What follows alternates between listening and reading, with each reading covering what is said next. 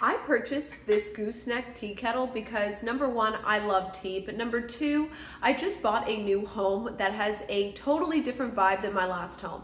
As you can see, I've got a more modern elevated kitchen style, and as someone that loves cooking at home and kind of trying to elevate my kitchen meals and prep and stuff like that, I love an elevated look. So I love the gooseneck effect of this. Now I will say straight off the bat, it is much smaller than I thought it was. So it does advertise itself as 27 ounces. Now, I didn't realize how little 27 ounces is. I have a like Yeti tumbler kind of thing, and it is one of the big ones. So if you are making tea in that, you are literally only gonna make tea for one person. That being said, there are two people in my house that drink tea with the same size, large kind of tumbler mug thing. But what I do like about this is the elevated design. Love the gooseneck. The handle has this ergonomic, however you say it, handle, which has finger grips on it.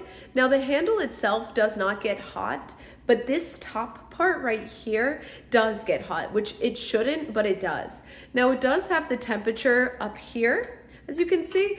And the one thing I would say that I did not expect and I really wanted out of a tea kettle, like a stovetop tea kettle, was once the water is boiling, I wanted it to kind of make that screaming sound that old school tea kettles do. So I did not know this doesn't do that, and I left it on the stove and it completely boiled over. So you definitely have to keep that in mind, that you have to keep an eye on it. Also, I don't know if this is intentional or supposed to be used, but it came with a silicone cap that covers this little tip right here.